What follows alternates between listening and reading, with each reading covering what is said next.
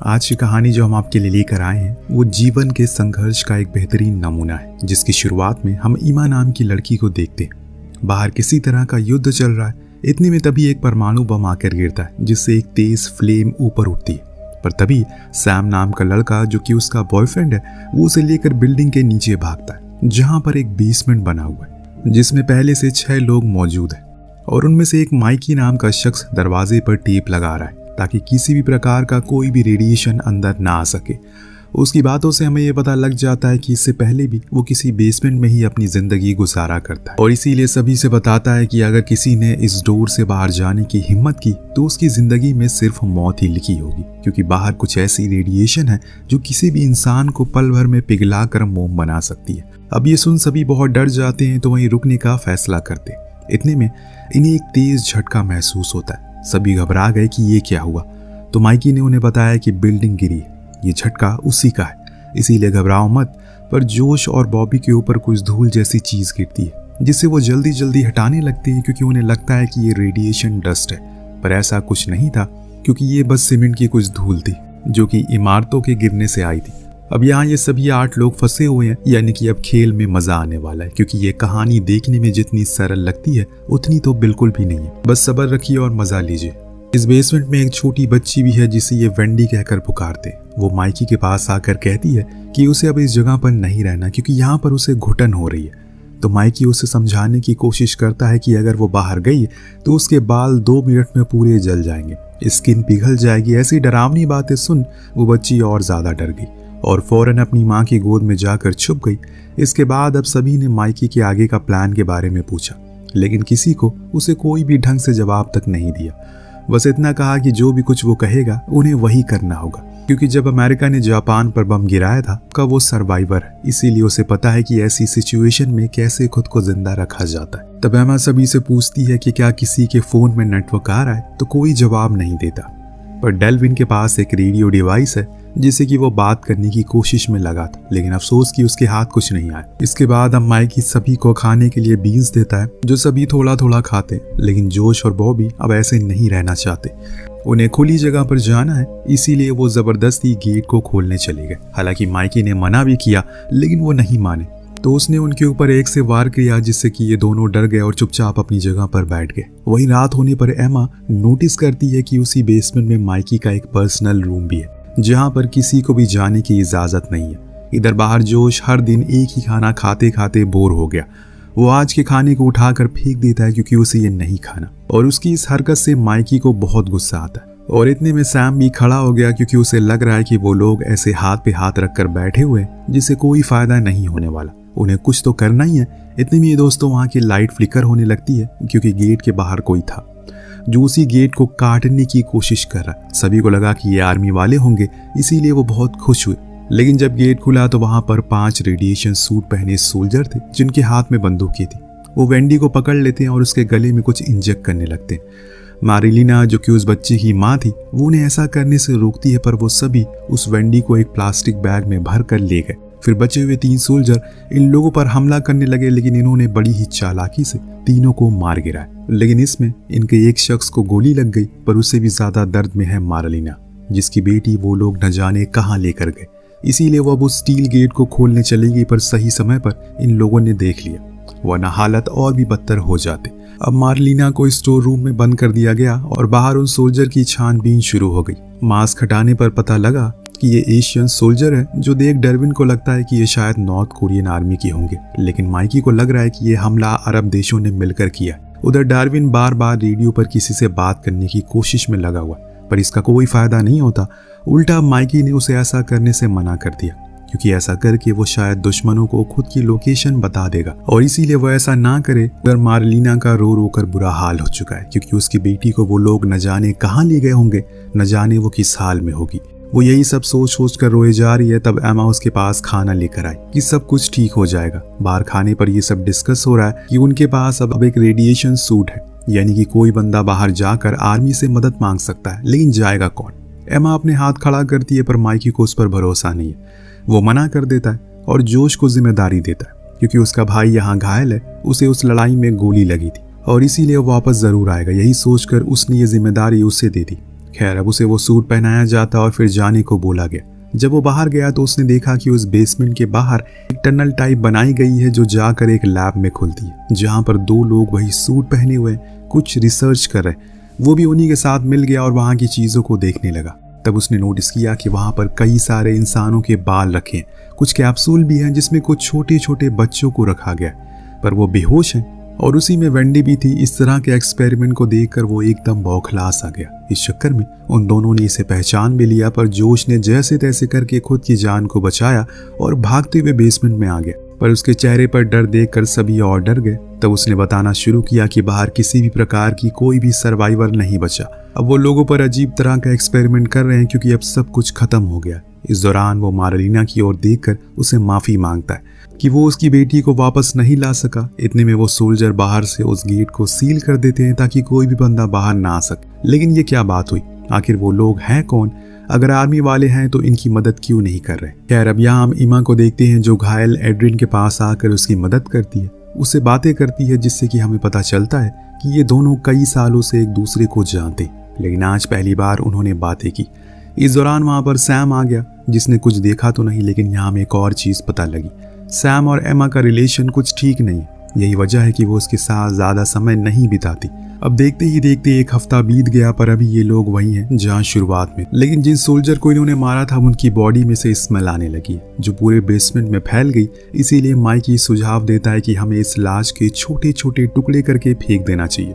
लेकिन ये काम करेगा कौन? तब बॉबी हाथ खड़ा करता है और फिर वो माइकी दोनों मिलकर उस लाश को ठिकाने लगा देती। इस बीच हम मार्लिना को भी देखते हैं जो अपनी बेटी के जाने की वजह से बहुत ज्यादा परेशान है और उसे सहारे की जरूरत है, जो सहारा बॉबी उसे देता है। यहाँ 2 दिन बाद आखिरकार सभी लोग मिलकर माइकी के उस रूम तक पहुंच ही गए जिन्हें डेरविन लेकर गया था, क्योंकि उसे लग रहा है कि वो खाने को चोरी कर रहा है और सभी से झूठ भी कह रहा है कि खाना खत्म हो गया। लेकिन जब एमा उसके रूम में गई तो वहां उसने कुछ न्यूज़पेपर की कटिंग देखी जिसमें 9/11 के कुछ आर्टिकल थे जो काफी अजीब था।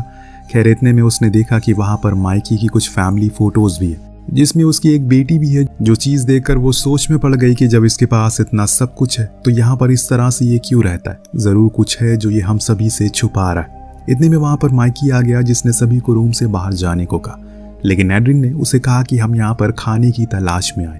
जो सुन माइकी ने उस पर चिल्लाते हुए कहा, सब कुछ खत्म हो गया, अब मेरे पास कुछ खाने को नहीं बचा। लेकिन किसी को उसकी बातों पर यकीन ही नहीं हो रहा है और इसीलिए उन्होंने उससे कहा कि अब वो भी इस रूम का इस्तेमाल करेंगे। जो सुन उसे गुस्सा आ गया तो वही मार्लिना जो कि अब पूरी तरह से बॉबी के प्यार में पागल हो चुकी है, यहाँ तक कि वो अपनी बेटी को वही भूल चुकी है जो देख इमा उसके पास गई। उसने तो उसे कह दिया कि तुम भी हमें ज्वाइन कर सकती हो। जो सुन उसे गाली देकर वहां से बाहर आ गई।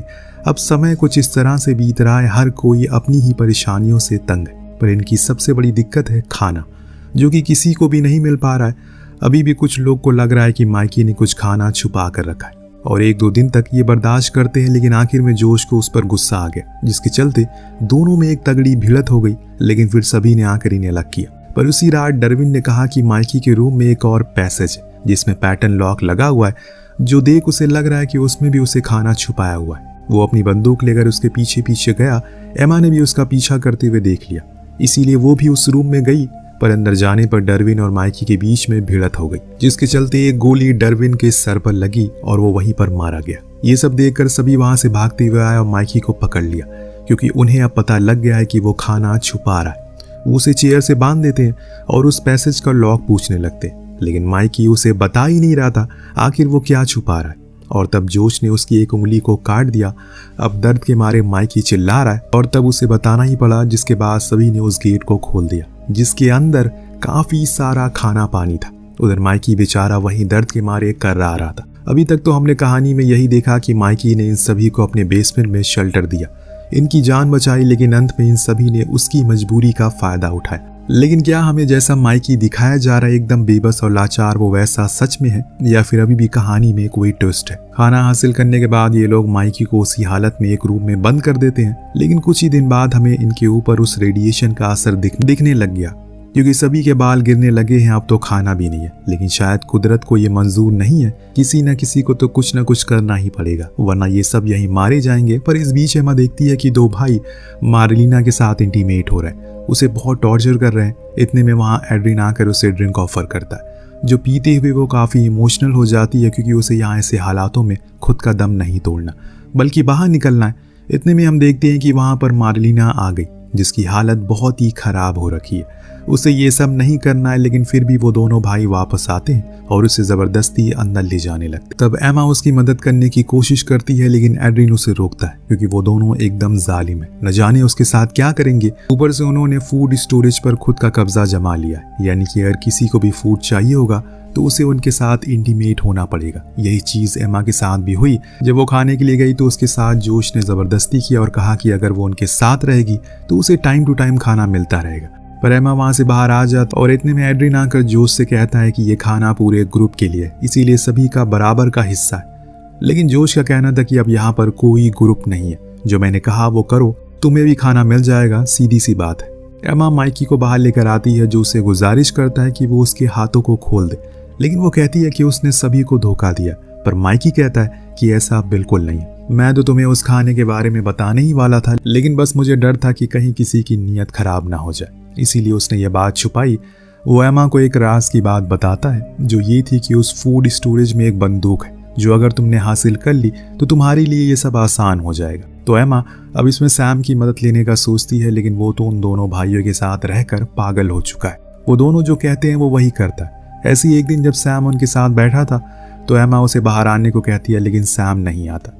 तभी बॉबी एमा से ट्रूथ और डेयर खेलने को कहता है जो वो एक्सेप्ट कर लेती है। इस बीच एमा की नज़र मार्लिना पर पड़ी जिसको एक कोने में बांध कर रखा हुआ है। उसके शरीर पर कपड़े तक नहीं थे, उसके मुंह और नाक से खून आ रहा है। उन तीनों में से किसी को भी उसकी कोई फिक्र नहीं है। खैर एमा के लिए पहला सवाल आता है, क्या वो सैम से प्यार करती है? वो हाँ में जवाब देती है। पर इसके बाद उसे ये पूछा गया क्या वो एड्रिन से भी प्यार करती है, तो एमा ने कहा कि उसने अपना एक सवाल पहले ही पूछ लिया, तो इस सवाल का कोई तुक नहीं बनता। जो सुन जोश को गुस्सा आ जाता और एमा पर भी वो भड़क गया। पर ऐसा करने पर सैम ने उसे रोका। उसने सैम को डेयर दिया, जाकर डरविन की लाश के टुकड़े करो, जो कि वो कर नहीं पाता, जिसके बदले में बॉबी उसके हाथ को ही मोड़ देता है और फिर एमा को वहीं डेयर ट्रांसफर करता है। अगर उसने ये नहीं किया तो आज सैम का एक हाथ खो देगा। इसीलिए एमा को मजबूरन ये करना ही पड़ा जो चीज़ वो कभी नहीं करना चाहती। अब इसके बाद वो सैम से कुछ नहीं बोलती और बस चुपचाप बैठी रहती है, लेकिन अब उसे किसी भी कीमत पर वो बंदूक चाहिए। वो फिर से माइकी के पास गई उस बंदूक की एग्जैक्ट लोकेशन का पता लगाने के लिए। उसने कहा कि वो एक बॉक्स के अंदर है, पर मुझे भरोसा है कि तुम जो कुछ भी करोगी सही करोगी। मैं तुम्हें एक और चीज़ बताना चाहता हूँ। दरअसल इस जगह से बाहर निकलने के लिए एक और रास्ता है जो कि टॉयलेट से होकर गुजरता है, पर तुम्हें उस गंदगी को पार करके गुजरना होगा। पर वो ये भी करने को राजी है। इसीलिए उसने प्लान बनाया जिसमें सैम को भी इंक्लूड किया, जिसका पहला स्टेप था उन दोनों भाइयों को अपने जाल में फंसाना। पर जब वो वहां पर मार्लिना की लाश को देखती है तो तुरंत ही वहां से बाहर आ गई। दरअसल उन लोगों ने उसे इतना टॉर्चर किया कि उसकी बड़ी ही दर्दनाक मौत हो गई। उधर सैम अपने मंसूबों में कामयाब हो जाता, लेकिन जब उसने उस लाल डब्बे को उठाया तो बॉबी ने उसे देख लिया। लेकिन तब तक सैम ने उस पर बंदूक तान दी और उसे लेकर बाहर आ जाता है। पर जब वो बाहर जोश को भी देखता है तो उसके मन में एक सवाल आया, ये कहाँ से आ गया? इतने में एमा सैम से कहती है कि वो उसे शूट कर दे, जो कि वो करता भी है, लेकिन वो गोली जाकर एड्रिन को लग गई जिससे वो वहीं मारा गया। और इससे बॉबी को मौका मिल गया सैम के ऊपर हमला करने का। उसने उसे बहुत मारा, लेकिन तभी पीछे से एमा आकर जोश के गले को काट डालती है। यानी कि एक भाई का तो काम तमाम हो गया, लेकिन अपने भाई की मौत को देखकर बॉबी का खून खौल जाता है। जो चीज़ देख एमा फौरन भागकर माइकी के पास आ गई। उसके हाथ खोल दिए क्योंकि उसे पता है कि वो उसे लड़ नहीं सकती, लेकिन माइकी लड़ सकता है। पर उसे तो बॉबी को मारने की कोई ज़रूरत ही नहीं पड़ी क्योंकि उसने तो खुद को ही आग लगा ली। लेकिन इसके पीछे की भी एक वजह थी, क्योंकि वहाँ पर कोई भी शाफ्ट नहीं है, जिसके कारण अगर हल्की सी भी आग लग गई तो पूरा बेसमेंट जल जाएगा। इस चीज़ को सही करने के लिए वो बॉबी के शरीर पर लगी आग को बुझाने लगता है। पर इसी बीच एमा पूरे बेसमेंट के बचे हुए एक ही रेडिएशन सूट को पहनकर टॉयलेट में घुस गई और गेट को लॉक कर लिया। माइकी ने कहा कि वो गेट को खोले, लेकिन अगर वो गेट को खोल भी देती है, और आखिर में माइकी स्माइल करता है क्योंकि उसे एमा के लिए खुशी थी कि वो इस नरक से बाहर निकल गई। पर वहाँ एमा जब बाहर गई तो उसने महसूस किया कि ये वो न्यूयॉर्क तो है ही नहीं जहाँ वो रहा करती थी। चारों ओर हवा में बस राख उड़ रही है। सब कुछ खत्म हो गया है, कुछ नहीं बचा इस संसार में। अब तो वहीं बेसमेंट में माइकी आखिरी बार हंसते हुए अपनी बीवी बच्चों की तस्वीर को देखता है। लेकिन क्या आपने सोचा था कि इस कहानी के कुछ इस तरीके से अंत होगा? क्योंकि अगर सब साथ रहते तो शायद कुछ दिन और सरवाइव कर जाते, लेकिन शायद इंसान की यही फितरत है, उसे आसान चीज़ों को भी मुश्किल बनाने में मज़ा आता है। और फिर इसमें सब कुछ खत्म हो जाता है। साल भर का खाना रहने के बावजूद भी कोई जिंदा नहीं है उस बेसमेंट में। वेल, आपको कहानी कैसी लगी हमें कमेंट करके जरूर बताइएगा। मिलते हैं अगली वीडियो में। Thank you so much watching. Peace out.